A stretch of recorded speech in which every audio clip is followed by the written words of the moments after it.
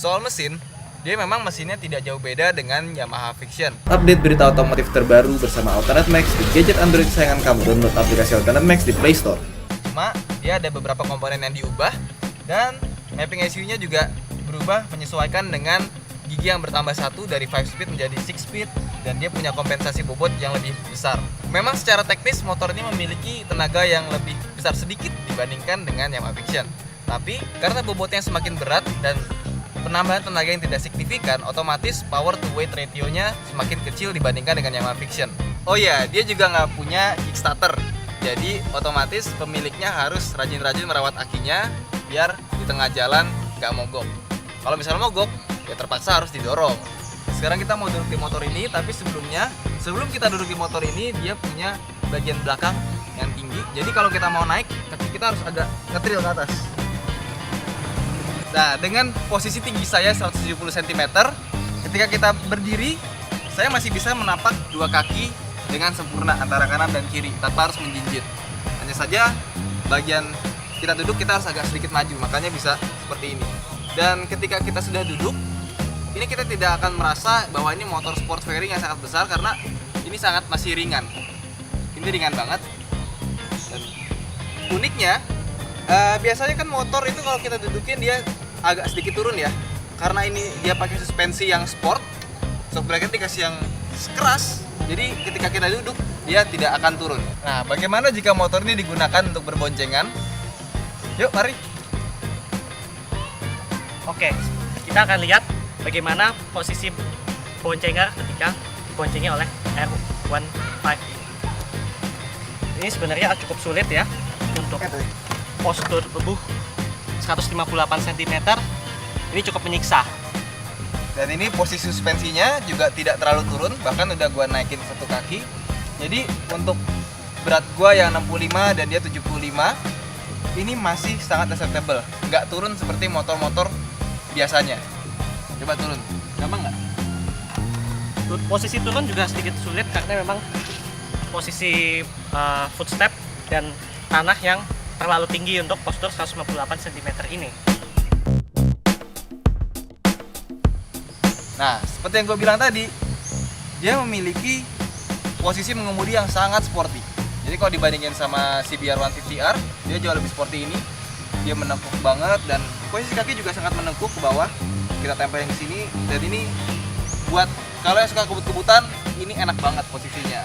Tapi sayangnya karena posisi seperti ini, kita akan lebih sering pegel di bagian sini kalau untuk jarak jauh, karena bobot badan kita itu ditaruh di tangan seperti ini. Nah, kalau misalnya alay-alay ini sukanya begini. Dan dia juga punya posisi mengemudi tangan ini yang bentuk agak menukik ke dalam, dan ini sangat pas menurut gua ya. Enak banget digenggamnya. Nah, kalau alay-alay itu biasanya ke tengah gini nih. Itu apa ya? Nggak jelas. Nah, ini udah paling pas tuh yang seperti ini. Nah, sekarang kita mau coba tes jalan motor ini ya.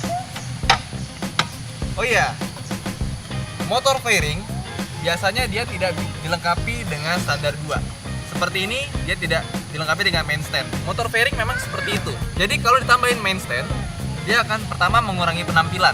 Yang kedua, dia akan menambah bobot. Dan yang ketiga, ketika nikung dia akan gasruk.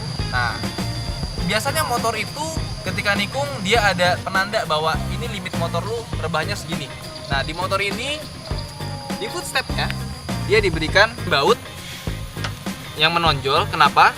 Ini ketika kita belok dan rebah, jika sudah mengenai ini, maka itu adalah limit dari kemiringan motor kita. Jadi kalau udah kena, kaki terasa bergetar, langsung dinaikkan kembali karena itu udah limitnya. Sekarang kita sudah siap. Yuk kita coba bagaimana berkendara dengan motor ini.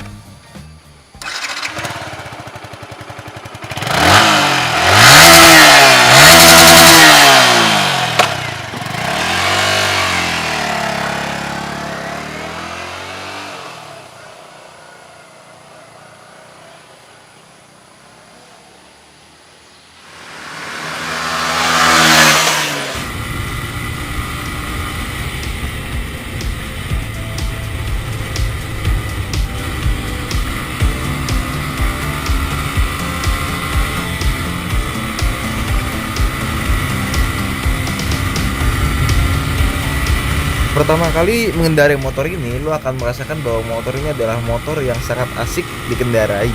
Terutama buat lo yang suka gaya-gaya ala balap gitu, lo akan mengendarai motor ini tuh bukan seperti lo mengendarai motor-motor lainnya yang lo harus membelokkan motor dengan tangan lo atau enggak dengan pundak lo, tapi ini body lo langsung yang langsung bergerak. Kayaknya tuh motornya adalah bagian dari badan lo sendiri gitu. Dan motornya juga sangat stabil di kecepatan tinggi karena dia punya bobot yang 50-50, terus juga terasanya tuh ban tuh nempel dengan tanah. Tapi sayangnya meskipun dia punya posisi driving yang sangat sporty dan pengendalian yang sangat oke, sayangnya mesinnya tidak mampu memberikan sensasi sport seperti layaknya motor yang berfairing gitu kan.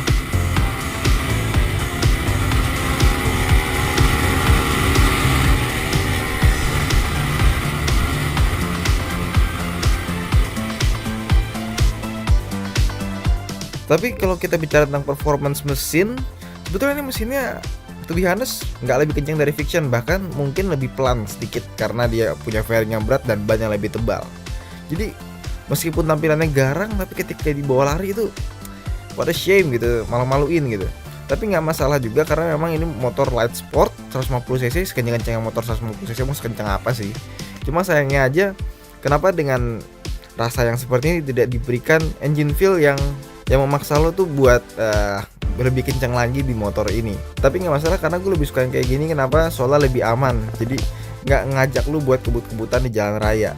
Tapi meskipun dia mesinnya sepertinya nggak ada perbedaan dengan Fiction, gue merasa mesin ini punya karakter yang berbeda. Kalau misalnya Fiction lebih terasa ringan di kecepatan bawah, bukan putaran bawah, di kecepatan bawah 80 km/jam ke bawah, motor ini justru lebih ringan di putaran 60 km/jam ke atas. Itu kecepatannya lebih gampang.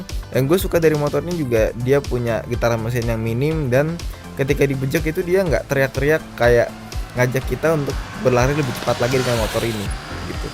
Jadi di satu sisi dia punya pengendalian sporty tapi mesin yang kurang menurut gue sih.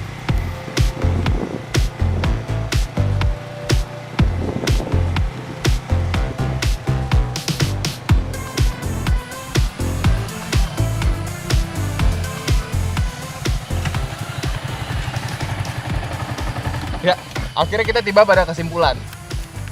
Nah, jadi setelah kita mencoba dan memperhatikan detailing motor ini, Yamaha R15 mungkin bisa gue bilang sebagai motor 150cc light sport paling murah, paling terjangkau, dan tentunya yang punya build quality dan desain yang paling oke untuk saat ini. Handlingnya juga oke dibandingkan dengan 150cc lainnya. Dan untuk Anda yang ingin masuk ke dunia R series, ya ini yang paling murah untuk saat ini, hanya 28 juta. Mungkin nanti akan naik ya. Tapi coba dibandingkan dengan R25 dengan 60 jutaannya ya kan.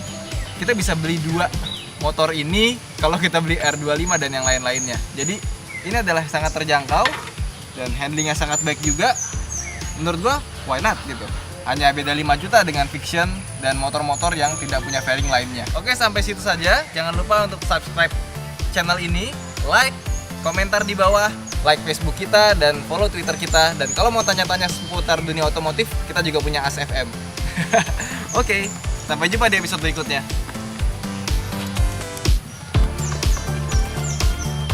Punya pertanyaan seputar otomotif? Tanyakan di as.fm/alternatemax.